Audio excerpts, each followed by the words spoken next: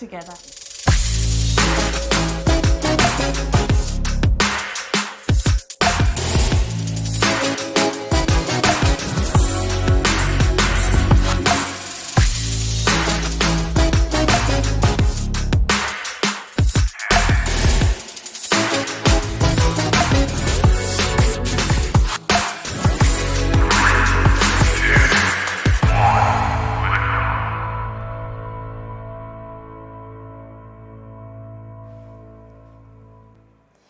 Good morning and welcome to Emmaus Road Online.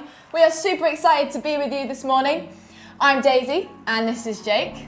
Yeah, absolutely. And we've got a great service coming up actually. We've got Bill Cuzak in the studio today, which is awesome. We're going to be interviewing him a little bit later, which is great. And the kind of theme for today and for this service is actually stepping out, being brave, and hearing from God as well, and how we can do that. Yeah, I mean, this is our first week, so hopefully we do well. Absolutely. And we don't get sacked first week. So if it's your first time as well, yes, we feel welcome. you. We know what it's like. Welcome. So we've been looking at Emmaus Road Online, and we wanted to share with you a little bit about where we like to take Emmaus Road Online. And we've been looking at live streaming our online, our in-person Guildford service, which would be super cool. So currently we're in the Founder Studio, and our Guildford service is literally just over the road. So at some point we would love to be able to film in our theatre, which would be super cool. So we're just working out how to do that. Cool. So before we get stuck into the rest of the service, we're about to have a time of worship. So here you go.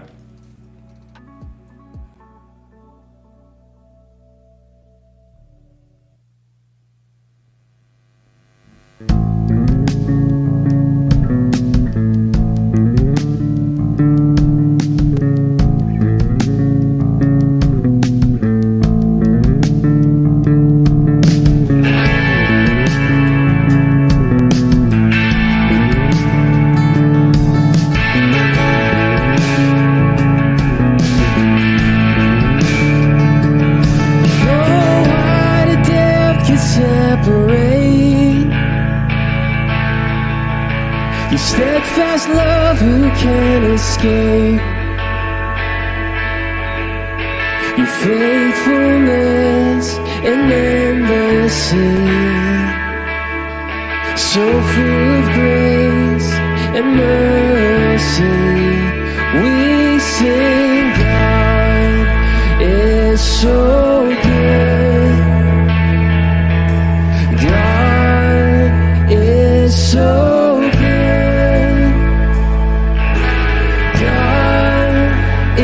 So good, He's so good to me.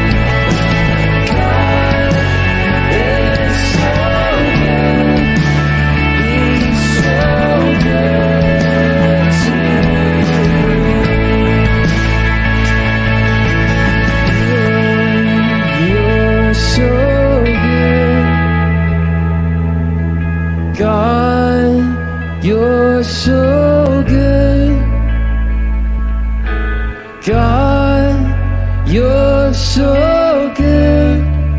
You're so good to me. God, you're so good.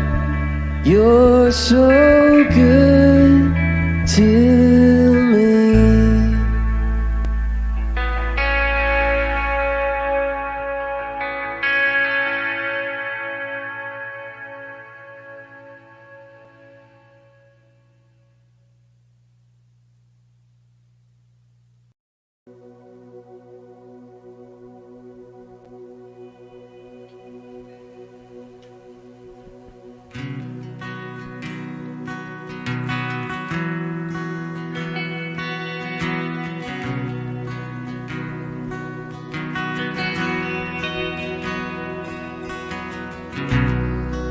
Worthy of every song we could ever sing,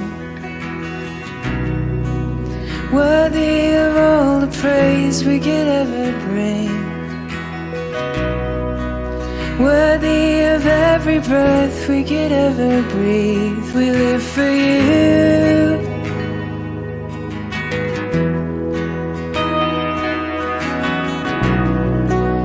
Jesus, the name above every other name. Jesus, the only one who could ever save. Worthy of every breath we could ever breathe. We live for you. We live for you. And holy, there is no one like you. There is none beside you. Open up my eyes in wonder and show me who you are, and fill me with your heart and lead me in your love to those around me.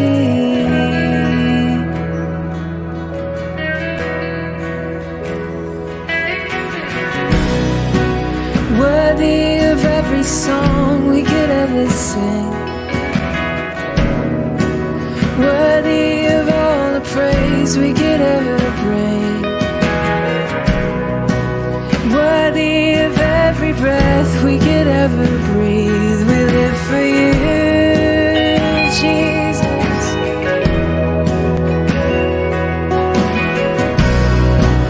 Jesus, the name above every other name. Jesus, the only one who could ever save. Worthy of every breath we could ever breathe. We live for you. We live for you. And holy, there is no one like you. There is none beside you. Open up my eyes in wonder. Show me who you are, and fill me with your heart, and lead me in your love to those around me.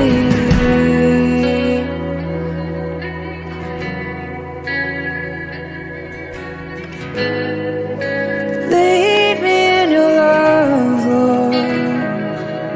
Sing, I will build my life upon your love.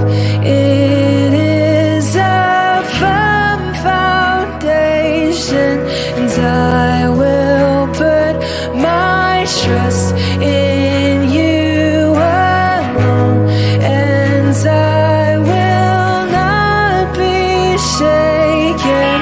I will build my life upon your love. It is a firm foundation, and I will put my trust in you alone,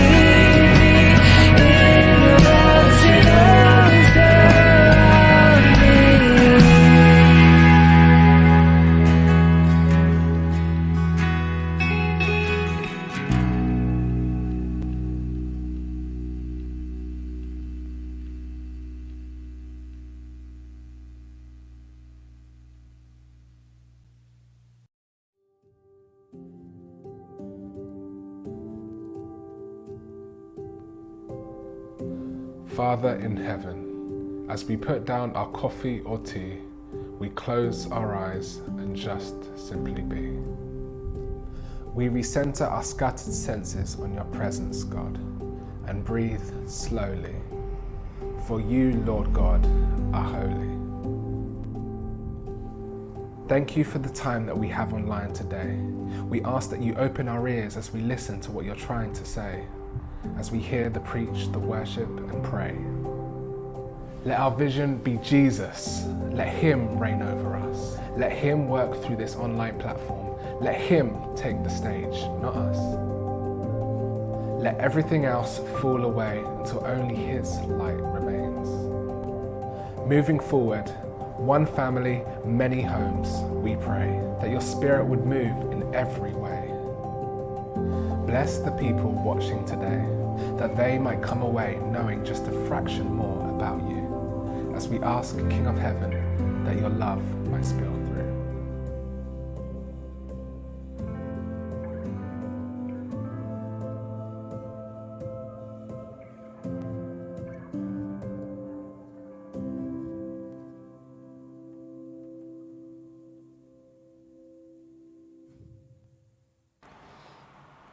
Awesome. So as you can see, we've got Bill with us. He's our town, what's his official title? Well, you've just been practicing it. I know, town Guildford pastor. Pastor Guildford Town? Yeah, town pastor for Guildford. Town pastor for Guildford, there you go. You heard it here first if you didn't know it go. already. So, Bill, we are going to obviously ask you a few questions because you've got a book out. Book coming out, 30th of September. It's called That Gentle Whisper, and it's about learning to recognise God's voice in a noisy world. Amazing, amazing. Sounds super cool. Now, before we ask you a few questions, we wanted to ask you just a bit of a fun question to, for everyone to get to know you. So, at home, we do this thing when people come round. Yeah. It's like, what's your favourite food? Because you can tell a lot about a person by their favourite food. Oh dear, okay. So we're just wondering what your favourite food was. Oh goodness, steak, egg and chips. Oh, okay. That sounds Off pretty the top good. of my head, ask me in a couple of minutes and it'll be Phil's pasta. You were on the spot there. Yeah, it's good, it was good. Okay, cool. So, just tell us a little bit about the book. We'd love to hear, a little bit about it. I never really planned to write a book. What happened was Stephanie, who owns Muddy Pearl, just came up to me at the end of a service and said, have you ever thought about writing a book? And people had said to me before, you should write a book. And I was like, I haven't got time. I haven't really got anything interesting to say. At least anyway, I mean, what I think I've got interesting things to say all the time, but that's just me. Anyway, she said to me, would you consider writing a book? And I said, well, I haven't really got time and I haven't really got anything to say. I said, but I do run this course at church called, it was kind of Learning to Hear God's Voice course. So I said, I can send you the talks and if you like them, you can see what you can do, but I have no time to write a book. So I picked the sort of 6 worst talks and sent them to her and she said, oh no, I think this could be the basis of quite a good book. So she said, well, I'll transcribe them, we'll transcribe them. So she transcribed them and I still said, I haven't got time to write a book. So she said, well, we'll transcribe them and take it from there. And so they sent me the transcripts and they were so awful that I read them and I thought I don't finish sentences. I just go off on sort of strange cul-de-sacs all the time.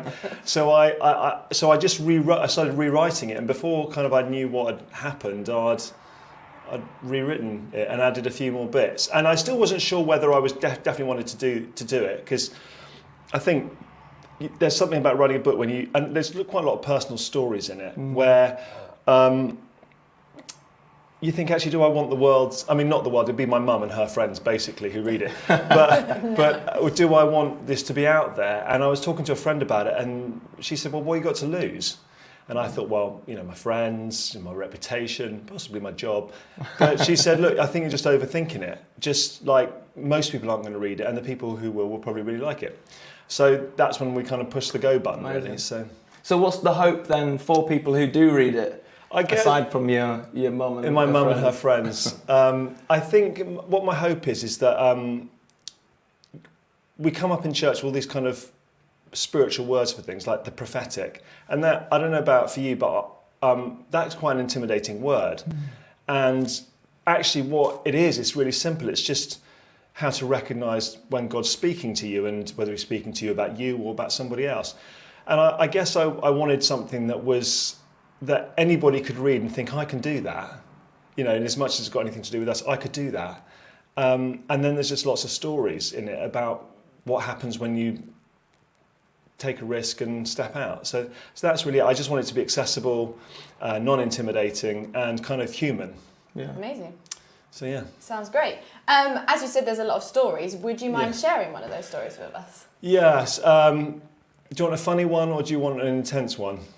Start funny. Okay, start funny. So I think, you know, oftentimes we think that God's got to speak to us, if not that funny, but sort of through a booming voice, or, you know, primarily I believe that God speaks to us through the Bible, you know, which is why it's so important that we read the Bible. Because I think, first of all, the Bible is the benchmark. So if we think God's speaking to us and it doesn't reflect the character of Jesus as revealed in the Bible, and the nature and his nature and the things that he'd say, it's probably not him. And I think the second thing is that love is the benchmark. You know, 1 Corinthians 12 talks all about the spiritual gifts, and you've got 1 Corinthians 13, which talks all about love. And then 1 Corinthians 14, the first verse is, follow the way of love and eagerly desire the spiritual gifts, especially that you'd prophesy. So you cannot, you know, the whole point is, love is the standard, and love is the key, and love, you know, the basis of everything that when we talk about hearing God's voice, is his love for people. I think it's just really important to say that. But I think so, but we expect, you know, often we say, God, speak to me, and we want kind of, you know, fire in the sky, or, you know, booming voices. And what I've learned is that God often speaks to us in the ordinary. So, you know, Moses saw this bush on fire in the desert, which, I don't know, you know, it's hot climate, you know, bushes do catch on fire. But there was he recognised something different and sort of went towards it. And I think in the same way, it's learning to recognise God hiding himself in the ordinary. And one of the ways he hides himself in the ordinary is he speaks through other people. And so I'd really been I knew that I wanted to marry Nikki after I'd been going out with her for 2 weeks. And I wasn't particularly subtle about, you know, I'm not a particularly subtle person. And so I bought a kind of fake plastic ring, a purple one, because I knew her well enough to know that she would want to choose her own ring. And so she walked into this supermarket in Market Harborough, a co-op, and I just thought, right, I'm going to ask her to marry me when she comes out. And so I just thought, okay, I was like, Lord, I don't know what to do. I don't know what to do. I'm sort of waiting for, you know, the booming voice or the fire in the sky or the angel to appear. And then I just had this thought, phone a friend. So I phoned my friend Rick, and his wife answered the phone, and I said, is Rick there? And she goes, no, is it important? I said, yes, I'm about to ask Nikki to marry me. And she goes, where are you? I said, I'm sat outside Co-op in Market Harborough. And she goes, and you're going to propose to her when she comes out? And I said, yeah, it's brilliant. And she was like, okay, right, Bill, 2 things. First of all, don't do it now. And secondly, wait for Rick to call you back. And Rick called me back sort of 50 minutes later. And we just had a really good chat about it. And actually the advice that he gave me was really good, just in terms of thinking it through. And it was an answer to a prayer, and it was God speaking, but it just wasn't in a way that I had expected him to speak. So I think that's just a sort of trivial example of how God, if we are open, God, and begin to recognise his voice, he will speak to us through all sorts of people in all sorts of ways, even in a car outside the Co-op in Market Harborough. That's cool. So one thing that I think is really great about you, Bill, is often when you speak, you actually are very good in that you speak out of vulnerability. Yeah. And I'm sure it's the same in the book. Have you got any stories that, you know, are a little harder, that, you know, where you've had to be a little bit vulnerable? And also, you know, why share those stories? That's a great question, Jake. I think there are quite a few. I mean, in the book, I try to tell it as it is. So there are times when it goes really well, and there are a couple of times in the book where it just goes really badly wrong. Yeah. And I think it's important, because otherwise you just kind of get the greatest hits, and that's quite intimidating for people. But I think so. This is a time when I got it right. But I think every time you step out, you feel vulnerable, because you're you're trusting that what you have a hunch is God speaking to you. And that's always scary and a little bit vulnerable. So, but anyway, this one time, I was at this conference, it's in the book, and I'd had this dream about, I won't go into too much detail, but I had this dream about this couple who were at this conference. I didn't know who they were. And because of the nature of it, it felt really super sensitive, and I wasn't quite sure what it meant. And so I talked to really important in those situations to talk to somebody who actually does know what they're doing or knows what they're doing better, more than you do. And he just said, just sit with it, sit with it, let it come into focus. So I did, and then a day later, at the end of that day of the conference, I just stood up and I shared this. I said that I think there's a couple here, and I think you've been struggling to conceive, and I'd love to meet with you and to talk to you. Wow. And just because of the nature, that's a massively personal thing. And so, and everyone was kind of hovering around after us, and I saw this couple. They just caught my eye, just sort of. They were standing sort of by a pillar, and so I kind of worked out with them. So I sort of smiled, and we went into another room, and I just shared this dream I had with them. And you're talking about people who are experiencing extraordinary pain, who are struggling to see God in the whole situation. And by the end of it, they're literally sobbing. I'm crying too, because it's just you're really experiencing people's pain, which is it requires you to be empathetic in a way that means you have to be vulnerable.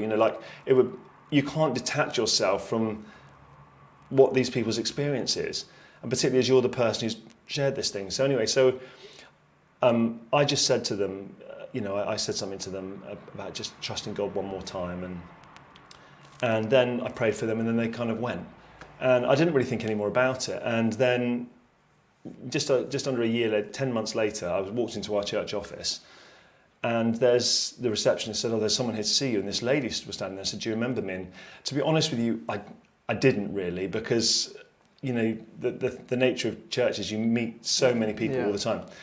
And she said, "Oh," and then she reminded, and I said, "Oh yes, of course I remind you." And she said, I want you to meet somebody." And she stepped back, and there was this pram. Wow. And this couple had conceived. Amazing. Literally, almost like, I would say the day after the conference, but I don't know, but just after the conference. So Amazing. It was 10 months later. Wow. So, stories like that, I think when you're dealing with people who are, what I've noticed is that God often intervenes in situations where people are struggling or finding things difficult. And you can't just charge in there. So I think you have to, it's being vulnerable in the sense you're putting yourself out there, but you're also recognising the people you're putting yourself out there to. And you're taking sort of calculated risk, because normally I sort of ask lots of questions. But you're stepping into a place of people's, questions or pain or whatever. And I think that is an amazing privilege, but it just requires, that's why love, as I said, is so important. Amazing. Wow. So as you mentioned, a key part of your book is prophecy. We were wondering if there were scriptures that have helped your understanding of prophecy that you could share with us. So I already said about 1 Corinthians 14, but I think it's worth just reading again, and of course you know this, but 1 Corinthians, at least some of it, is talking about how to do the supernatural in church in a way that is natural. Yeah. Mm-hmm. And so Paul talks about spiritual gifts in 1 Corinthians 12. And then I think, funnily enough, I've read the Bible for 30, when I wrote the book, I'd read the Bible for 30 years. And I'd never made the correct connection between 1 Corinthians 12, 1 Corinthians 13 and 1 Corinthians 14.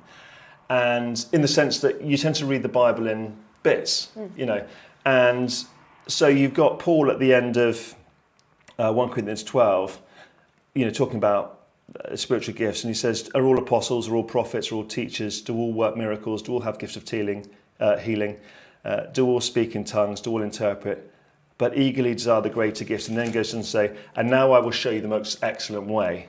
if I speak in tongues of men and angels but have not love, I'm only a resounding gong, a clanging cymbal. If I have the gift of prophecy and can fathom all mysteries and all knowledge, and if I have faith that can move mountains, but if I do not have love, I'm nothing. And just this idea that love is so fundamental. And then in this passage that most of the time we read at weddings, actually Paul's saying this is if you want to know how to operate in any spiritual gift, this is the standard. And I think, and then when the other verse that's really informed me is 1 Corinthians 14, which is follow the way of love. So he's just explained what love actually looks like. Love's not a sentiment. It's not some sort of gushy feeling. It's actually like, it always hopes, it always protects, always trusts, always perseveres. Love never fails. That's what he's talking about when he then says, follow the way of love and eagerly desire spiritual gifts, especially the gift of prophecy. Because I think ultimately what I took from that was, if you love people, you will want them to know God's heart for them. And if you love them, you will do it in a way that means that they, at the end of it, don't feel like they've been played, processed, but they feel like they've been in that moment, they've kind of been the centre of God's attention in the universe. So I think those verses have and it took me, I've known bits of it, but I think really understanding how important it is when you're, when I read this, I just thought, when I'm talking to somebody, that is the standards, and recognising, we're all human, we all make mistakes, and I've made plenty. But actually, love is so important. Have really formed in how, not just how I think about it, but actually how I speak to people and how I treat people. Of course, when we talk about prophecy, but in life in general, these are people, whoever we're talking with, you guys, you are dearly loved by the creator of the universe, and his heart is for you. Yeah. And, that's ultimately, you want people to leave this encounter knowing that they're known and that they're seen and that God's with them and he's in it. He's got a plan. So that, those verses have that's really informed my kind of thinking on that. Amazing. Seems so simple, but it's such a hard thing in many ways as well. Love being the centre and trying to, I suppose, when you're hearing from God, trying to remember that as kind of the foundation is such an important thing. Yeah. So our theme today is kind of being brave and stepping out and hearing from God. And I think for some of the guys listening today, that's a really scary thing. Yeah. So what advice would you give to people listening who they want to step out, they want to listen from God? What advice would you give to them? I think there's a couple of things. The first thing is God is far more. This is all relationship. If you approach God like, please will you speak to me like, genie kind of, in a bottle, it doesn't work like that. God wants to speak to us because he loves us. In the same way that I want to speak to my kids because I love them. And, what we see in the Bible again and again and again is God wanting to reveal his heart to his friends, whether it's, in the Old Testament says, I won't do anything without first telling my prophets, the prophets who are my friends. Or Jesus saying in John's Gospel, you're no longer servants, but you're friends. And everything that I've heard from the Father, I've made known to you. And this idea that it's relational, I think changes everything, because then it's not hard. It's just, so that's the first thing, is he wants to speak to you. The second thing is, he is far more able to speak to you than you are to hear him. So he will work out a way of speaking to you so that you hear it, so you reckon, whether it's through a friend, whether it's through something you read. He primarily speaks through the Bible, as I said. I think the next thing just to remember is that he is always, whatever he says, the basis and the root of it is always love. And that's not, as I said, sometimes love is hard, and sometimes love is tough, and sometimes love says uncomfortable things. So I think it's just understanding that. But I think, fundamentally, God wants to reveal his heart to his friends, and the reason why sometimes he'll speak to, for example, he might speak to you about me, is because sometimes he wants to involve us in the process of that, in terms of he wants, sometimes there are people who, like, if you're caught up in your own stuff, sometimes it's really hard to, like, you know, hear God. And that's why often a third party, God speaks to one of his friends and says, look, I think they really could do with knowing this. Yeah. And that's relational between you and him, and it also can often build a relationship between you and that person. Not always, because sometimes we're talking to complete strangers. But I think, you know, it's for me, every time I share something that I feel like God might be saying to somebody else, honestly, I feel it feels massively vulnerable, and I still get that horrible sort of lump in my throat. And it always feels like a risk stepping out. But what I've learned is that God doesn't. He will only lead us where he already is the first thing. And I think the other thing is that it's incremental. So God, at least for me, doesn't give me kind of a whole thing all in one go most of the time. He gives me something, and then I'll ask a question, and then he gives me something else, and then so it's like going up the stairs, and that doesn't feel too overwhelming. But however scary it feels, and I recognise sometimes it does feel scary, when you see the impact that has on people's lives, you know, whether it's, you know, something like the story I shared, or whether, you know, the other stories I talk about in the book, it is just such an incredible privilege to be there, to see what happens when God shares his heart with people. It's, you know, like, it is always, for me, I always feel like I'm so glad I did that, apart from when I, you know, got it horrendously wrong, in which case that's often been about sometimes it's about how I've done something, rather I've forgotten about love and it's become about me. But I think that those are the important things to remember, and that, you know, he's speaking to all of us. It's amazing how many people just don't, I mean, he's really practical. So I did this thing in one of the courses I ran where I said, how many of you have been about to shut the front door and you've suddenly had this thought, you've left the keys behind, you know, you're about to lock yourself out? And loads of hands went up, and I said, look, what if, just what if, and I bet loads of people watching, that's happened. And I said, what if that was God? I said, why wouldn't he care that you lock yourself out? And people, you know, because he's really practical as well. And I think it's when people see actually, oh, you know, or someone's come to mind and you've ever just called them, they've gone, I can't believe you called that, so weird. Yeah. And like, actually, what if that was God? Yeah. You know, I'm not saying it definitely was, but what if? Yeah. And I think it's helping people to see that actually he does speak. He doesn't, well, if he just spoke to spiritual giants, he wouldn't be speaking to me, but because he's speaking to everybody all the time, because he loves them. Amazing.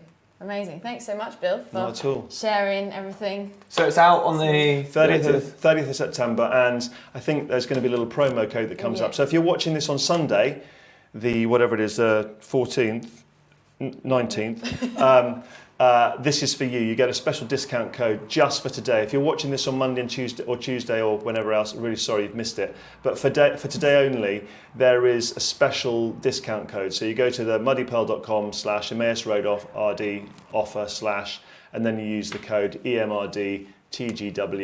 And that if you do that, they will send you one copy that you've bought and another copy for free to give to somebody else.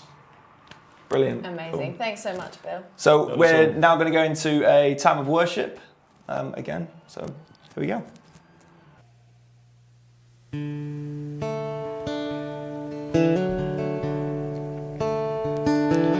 You are Alpha and Omega. We worship you, oh Lord. You are worthy to be praised. You